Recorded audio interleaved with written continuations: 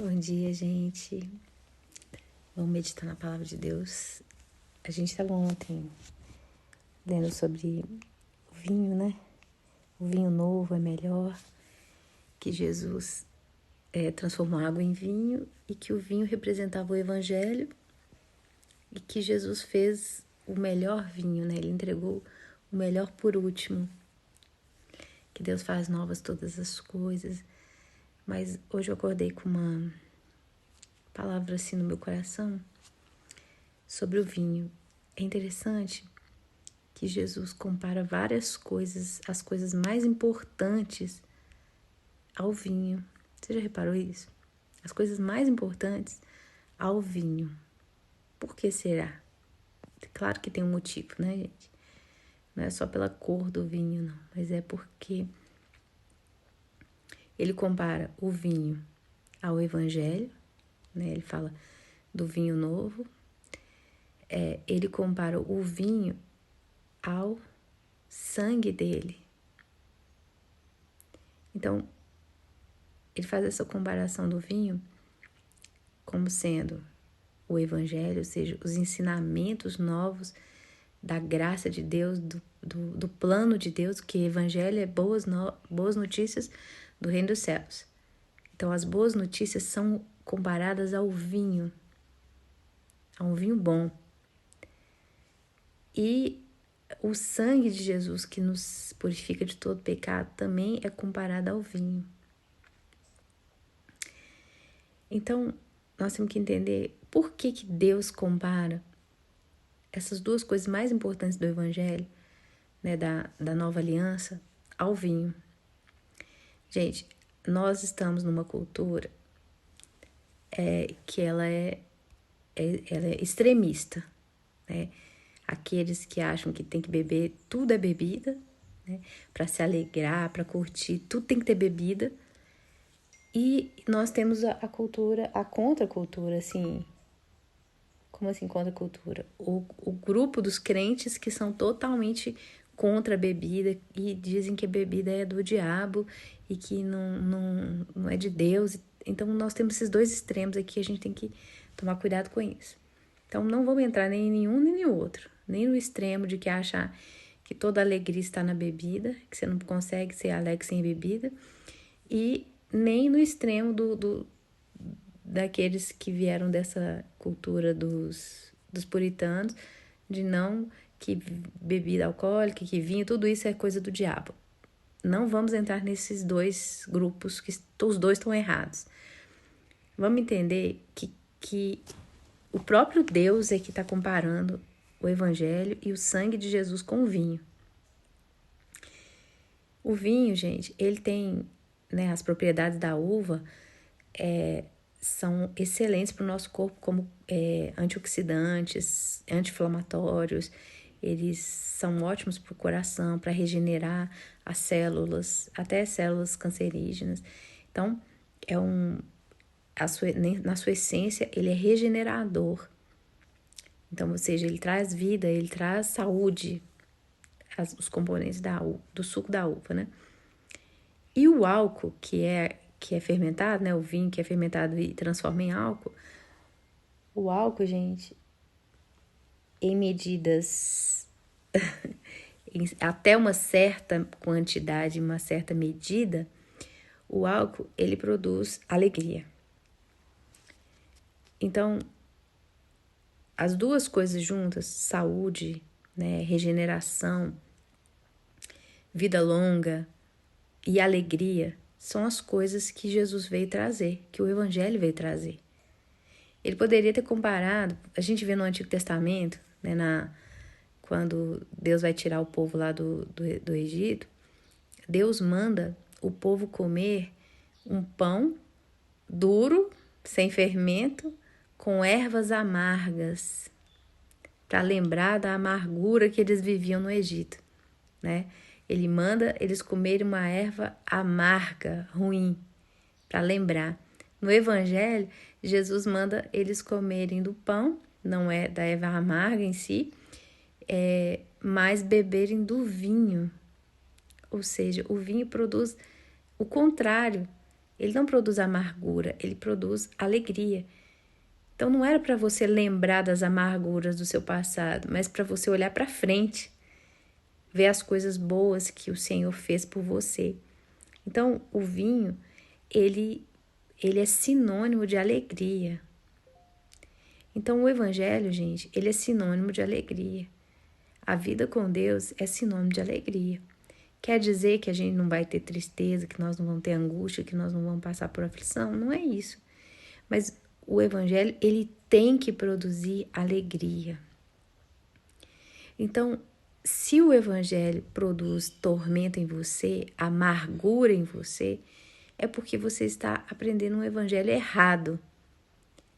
Infelizmente, alguns grupos cristãos veem o evangelho como um peso, como assim, ensinam, não, que a vida é muito dura, que a vida com Deus é muito difícil, que tudo é muito difícil, que a gente tem que sofrer mesmo nessa terra, que essa terra é só sofrimento mesmo.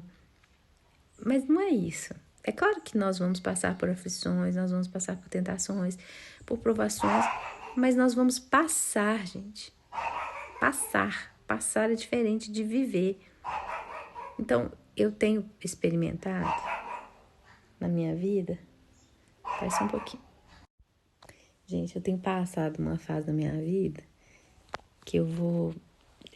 um dia eu vou escrever um livro de tanta raiva que eu tenho passado ultimamente.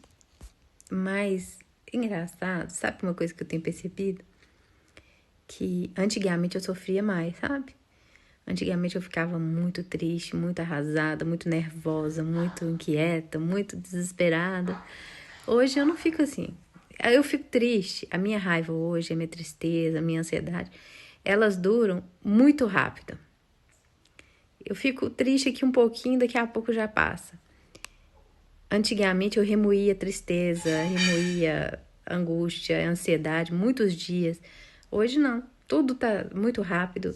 Eu não tenho sofrido tanto quanto eu sofria, no sentido de, não é que a minha vida não tem problema, é que dentro de mim as tristezas elas não estão durando muito tempo mais. Eu acho que meu coração tá tão calejado de tanta coisa que eu já passei, que não tem doído mais tanto as coisas. E eu tenho passado por tanta coisa, gente, você não tem noção do que eu tenho passado. Eu acho que Deus está me preparando para alguma coisa muito grande, porque Deus está me... Sabe quando você está sendo tão amassado por Deus, assim, que você tá, tipo, você aguenta qualquer coisa. Eu tô nessa fase. Então, mas uma coisa é certa, gente, o evangelho, ele não é para trazer sofrimento, ele é para tirar o sofrimento. Nós podemos sofrer como cristãos, mas se o evangelho está provocando sofrimento em nós, alguma coisa está errada. Olha o que diz aqui em Provérbios 31. Não, versículo 4. Não convém aos reis, ó Lemuel. É a mãe dando conselho pro filho. Beber vinho. Não convém aos governantes desejar bebida fermentada, para não suceder que bebam e se esqueçam do que a lei determina e deixem de fazer justiça aos oprimidos. Então, a mãe do rei está dando conselhos para o rei, falando que não é bom que os reis fiquem bebendo muito, porque se ele se torna um alcoólatra, um viciado em bebidas, ele vai parar de governar do jeito certo, vai viver só para os seus prazeres e não vai julgar as coisas certas. Aí olha o que ela fala aqui pelo Espírito Santo. Dê bebida fermentada aos que estão prestes a morrer, vinho aos que estão angustiados, para que bebam e se esqueçam da sua pobreza e não mais se lembrem da sua infelicidade. Presta atenção nisso aqui. O vinho, gente, o evangelho, a Bíblia não fala que o evangelho tem que ser pregado para os pobres, para os doentes, para os sofridos. Então, a mesma coisa que nós estamos vendo aqui ela falar, que o vinho, espera só um pouquinho, o vinho, ele é mais benéfico para quem está sofrendo do que para quem não está sofrendo. Então, o vinho, ele tem que ser dado, a bebida e o vinho, para pessoas que estão prestes a morrer e as pessoas que estão angustiadas, para que bebam e esqueçam da sua pobreza e não mais se lembrem da sua infelicidade. Gente, o vinho, lógico que ela tá dando um conselho que tem a ver com aquela época, mas olhando espiritualmente isso aqui para o lado do evangelho, eu acredito que isso aqui é um sinal do que nós temos que fazer. Todos nós estávamos prestes a morrer, prestes a sermos condenados. E ela está falando, dê vinho, bebida fermentada, para quem está prestes a morrer. E vinho aos que estão angustiados, para que bebam e esqueçam da sua pobreza e não se lembrem mais da sua infelicidade. Se fosse só no natural, quem bebe vinho, gente, na hora que ela tá tonta, ela não lembra, mas na hora que passa a tontura, ela lembra da sua infelicidade, né? Então, nós temos que entender que o evangelho, ele veio como esse vinho para os pobres e sofridos e angustiados, trazer alegria, trazer para nós alívio para as nossas dores, trazer para nós um refrigério para a nossa alma. Quando você bebe vinho, eu não estou incentivando ninguém a beber vinho, tá? Mas quando você bebe vinho, quando você tá triste, não, eu estou falando beber moderadamente, tá? Quando você bebe, você começa a ficar eufórico, feliz, alegre. Você esquece daquele sofrimento e começa até a rir das coisas que você vive. O vinho, ele não resolve o seu problema, mas ele te alivia, pelo menos mesmo que seja momentaneamente. Mas o evangelho, gente, o evangelho, diferentemente do vinho, ele realmente produz alegria, ele faz você esquecer dos seus sofrimentos, você enxergar as coisas boas e o evangelho faz mais do que o vinho, porque ele produz em você esperança. O evangelho, ele é o poder de Deus para a salvação de todo aquele que crê. Então, o evangelho não só produz alegria e esperança, te dá ânimo, como ele também produz em nós a fé para a mudança da nossa vida. Então, o vinho de Jesus, ele veio trazer esse alívio para as nossas dores, para os nossos sofrimentos, mas ele também veio para nos ajudar a vencer esses problemas. Então, ele está dizendo, dê bebida para os que estão prestes a morrer e vinho aos que estão angustiados, para que bebam e se esqueçam da sua pobreza e não se lembrem da sua infelicidade. Gente, o evangelho, ele faz você olhar para Jesus e não olhar mais para você. Ele faz você olhar para o alto, olhar para o poder de Deus e não olhar para as suas fraquezas, para os seus pecados, para a sua vida. O evangelho te faz olhar para o Senhor. E isso faz você esquecer as suas misérias, as suas pobrezas, as suas fraquezas, as suas dores. Então, o evangelho é comparado ao vinho justamente porque ele traz alegria, ele faz você esquecer a sua própria miséria, a sua própria pobreza e olhar para aquele que é o Todo-Poderoso, que ele tem poder para fazer infinitamente mais do que tudo que nós possamos pedir, pensar ou imaginar. E o vinho, ele faz você ficar eufórico, não faz? Festejar. Quando você tá na festa, por exemplo, tá todo mundo, ninguém bebeu ainda, tá todo mundo tímido. Aí depois que alguém bebe, todo mundo começa a beber um pouquinho, depois todo mundo tá dançando, você vê todo mundo festejando, dançando e rindo. Gente, o evangelho, ele faz você festejar, se alegrar, dançar, mesmo quando a sua vida não está boa. Mesmo quando não está tudo perfeito, mesmo quando as coisas estão ruins, é mais ou menos como o vinho. O vinho, a pessoa esquece das suas dívidas, esquece dos seus problemas, esquece das suas doenças, esquece de tudo e vai dançar, vai ficar feliz, festejar. O Evangelho, ele faz isso, mas ele não só faz você esquecer, mas ele também te dá esperança de mudança.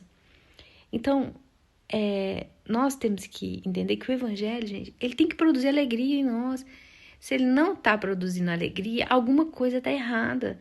Talvez a forma que você está entendendo o Evangelho está errada. Talvez você está carregando uma carga muito pesada, achando que Deus está esperando muito de você e você se cobra muito. Ai, Deus quer que eu sirva, Deus quer que eu faça, Deus quer que eu faça, que Deus quer... Não, você está colocando um peso em você que você não pode carregar. Jesus disse: vinde a mim todos vós que estáis cansados e sobrecarregados, que eu vos aliviarei. Tomai sobre vós o meu jugo, o meu fardo, que é leve, o meu jugo, que é suave. Não está escrito isso? Então, Jesus não chamou você para pôr carga em você.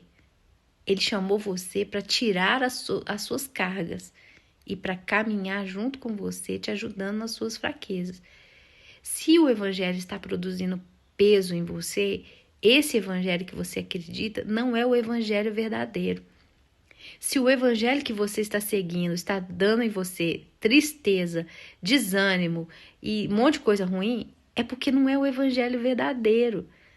Você está colocando em você uma carga que Jesus não colocou. O Evangelho depende de Jesus. O que nós temos que fazer no Evangelho? Ouvir a voz do pastor e seguir. Nós não somos os detentores da salvação. Eu preciso salvar o mundo. Tem muita gente que entra no Evangelho, quer servir a Deus, e ela coloca dentro dela mesmo uma responsabilidade que não foi Deus que colocou, ela mesma se colocou nessa posição de salvadora. Eu tenho que salvar vocês, eu tenho que salvar as pessoas, eu tenho que fazer isso. Gente, quem vai salvar é Jesus. Ele não divide a glória dele com ninguém. Então, você é um instrumento dele.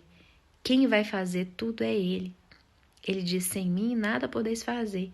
Então, o Evangelho, ele não pode produzir esse peso que você está carregando. Tira de você esse peso, lança ele sobre Jesus. Não é você que vai salvar o mundo, não é você que vai mudar a vida das pessoas, não é você. Quem vai fazer isso é o Espírito de Deus. Então, descansa no Senhor. A Bíblia diz que a nossa salvação, a nossa vitória e a nossa salvação está em descansar no Senhor, em descansar nele. Deixa ele fazer. Tem horas na nossa vida que nós temos que parar e descansar. Então, o Evangelho, ele vem trazer alegria. Ele faz você festejar, mesmo com a sua vida com problemas. Quando você está cheio de problemas, você toma um vinho, daqui a pouco você está dançando, rindo. Por quê? Porque o vinho, ele faz você esquecer as suas tristezas. O Evangelho também faz isso, gente. O Evangelho faz você não olhar para as suas tristezas e olhar para o Senhor. E isso faz você festejar, mesmo tendo muitos problemas na sua vida. Então, o Evangelho está produzindo alegria em você? Esperança? Está fazendo você festejar? Está fazendo você se sentir aliviado? Ou ele está fazendo você se sentir pesado, cansado e sobrecarregado? Talvez esse Evangelho que você está ouvindo não é o Evangelho verdadeiro, porque o Evangelho verdadeiro ele é comparado ao vinho. Ele traz alegria, ele faz você festejar, você triunfar, não por você, não pelos seus feitos, mas pelo que Jesus fez por você. E porque ele vai fazer também no futuro. Não só porque ele fez no passado, não, mas pelo que ele está fazendo hoje e porque ele vai fazer no futuro. Então, nós temos que recalcular a nossa rota. Será que esse evangelho que eu tenho vivido, que eu tenho aprendido, é o evangelho verdadeiro ou é um evangelho falsificado, que tem colocado cargas em cima de mim, tem criado expectativas sobre mim e não sobre Jesus? O evangelho é comparado ao vinho. O que o evangelho tem produzido em você?